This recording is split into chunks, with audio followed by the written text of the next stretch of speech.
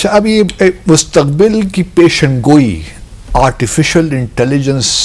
किस हद तक कर सकती है, ये बताइए सर। मैं इस बिल्कुल आपको बताता हूँ, और एक पॉइंट में जो प्रीवियस डिस्कशन था उसके बारे में कहना चाहूँगा कि एक्चुअली यूनाइटेड नेशंस ने इस पर काफ़ी एफर्ट की है to develop a standard setting instrument for artificial intelligence, और इसमें 3 लेवल की, जो सबसे शुरू में लेवल की एक एक्सपर्ट्स की 12 एक्सपर्ट्स की कमेटी के साथ, उसके बाद एक ग्लोबल लेवल पे निगोसिएशन के साथ जिसमें साउथ एशिया भी शामिल था, हमारा जो एशिया पैसिफिक का रीजन है वो भी शामिल था, रीजनल लेवल निगोसिएशन के बाद, और फिर 3rd लेवल की जो उनकी टॉप लेवल की निगोसिएशन, उसके बाद उन्होंने एक standard setting instrument last year मुतारिफ करा दिया है जो अब उनकी वेबसाइट पे अवेलेबल है। It's not a law as exactly, but it's a guidelines on how you make a law. UN का सिस्टम ऐसे ही चलता है, पहले गाइडलाइंस बनती हैं, गुड प्रैक्टिसेस, उसके बाद फिर एक्चुअली वो किसी कंट्री पे लॉ इन्फोर्स नहीं कर सकते ना, बट दिस वाज, जब मैं भी क्योंकि पाकिस्तान की जानिब से उसमें डिस्कशन में पार्टिसिपेट कर रहा था, तो उसमें ना बहुत सारे, मैंने खुद भी इसके बारे में कुछ पॉइंट्स उठाए और लोग भी उठा रहे थे कि फॉर इंस्टेंस आपकी ट्रैफिक का डेटा आपसे ज़्यादा गूगल को पता है, क्योंकि उनके पास क्योंकि जितने लोगों के पास एंड्रॉयड फ़ोन है और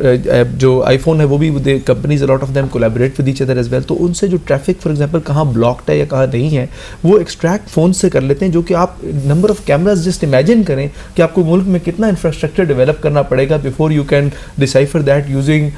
सेफ सिटी और समथिंग लाइक दैट। तो वो एक बड़ी ह्यूज किस्म पेशेंट गोई कैपेसिटी क्या हो सकती है आर्टिफिशियल इंटेलिजेंस? आर्टिफिशियल इंटेलिजेंस में हमने भी यहाँ पे भी, मैं आपको मिसाल देता हूँ, जब कोविड का टाइम था तो कोविड के टाइम में जो सिंध गवर्नमेंट की ऐप थी जो डेटा कोविड पेशेंट्स का कलेक्ट कर रही थी, वो actually this was powered by one of our labs in Karachi, जो NEDUT में हमारी लैब है, क्योंकि हम NCI का हेडक्वार्टर तो नस्ट में है बट हमारी labs all across Pakistan spread है। हम इस्लामाबाद, लाहौर, पेशावर, कराची में हैं ऑलरेडी, और इंशाल्लाह कोयटा में और AJK में, GB में भी जाने के लिए प्रपोजल्स हमने गवर्नमेंट को सबमिट कराए हुए हैं। तो जो वो ऐप थी उससे हमें डाटा बहुत सारा मिल जाता था रिगार्डिंग पेशेंट्स और आउटब्रेक्स और कौन कौन से लोग कहाँ कहाँ कोविड का शिकार हो रहे हैं, बेस्ड ऑन दैट डेटा। और दूसरा जो NCOC का डेटा आता था, उनसे हमने एल्गोरिथम्स भी डेवलप किए विच को टेल अस कि नेक्स्ट आउटब्रेक के पॉइंट्स कहाँ होंगे, क्योंकि लोगों की जो मोबिलिटी है उसको देखते हुए, और आप जो एक काइंड ऑफ वैसे it was not a formal proper digital twin, लेकिन एक डिजिटल ट्विन से आप असल में बता सकते हैं कि एक शहर जो है उसमें पूरे हालात कैसे मूव करेंगे। हमारा पाकिस्तान में एक बहुत बड़ा मसला रिसोर्स मैनेजमेंट का है। फॉर एग्जांपल आपको मिसाल देता हूँ, फॉर इंस्टेंस आप पानी की सप्लाई करते हैं, कैन वी बी श्योर कि एक हाउसिंग सोसाइटी में जब हम घर में पानी सप्लाई कर रहे हैं तो एक सर्टेन घर को आज हम इतने लीटर्स या इतने गैलन्स पानी देंगे, तो अगर हम कंट्रोल्ड अमाउंट ऑफ वाटर देना चाहें क्या हम दे सकते हैं? We don't even know. For example आप अक्सर घरों में मीटर्ड भी नहीं होता वैसे, लेकिन मीटर तो एक बहुत छोटी सी चीज़ है ना। हम तो ये प्लान करेंगे कि हमारा पाइपिंग नेटवर्क और उसमें जो प्रेशर्स हम रेगुलेट करें वो ऐसे हों कि जिनसे राइट अमाउंट ऑफ वाटर जाए। तो रिसोर्स मैनेजमेंट में भी AI एक बहुत बड़ा जो है, मिसाल के तौर पर क्लाइमेट चेंज का है कि हमें ये जो ग्लेशियर्स हमारे हैं कितने अगले, अगर हमने ये इकदामात न लिए तो अगले 50 साल में क्या हालात होंगे, या फॉर दैट मैटर अगर मैं पूछना चाहूँ कि क्या आर्टिफिशियल इंटेलिजेंस ये बता सकता है कि ये दुनिया कब ख़त्म हो जाएगी?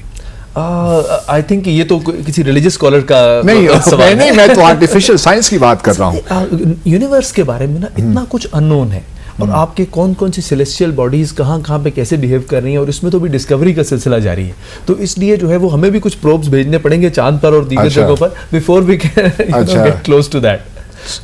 बहुत डीप बात कर गए रॉक साहब, ये तो बात है। आप उसको एक्सपैंड करना चाहें? नहीं, I think this is very important कि ये अभी तक हमारा जो AI का इम्प्लीमेंटेशन है that's limited to the academic circle, which is very important because that's where the technology should be developed, right? But I think उसका uptake अब थोड़ा सा ज़रा ज़्यादा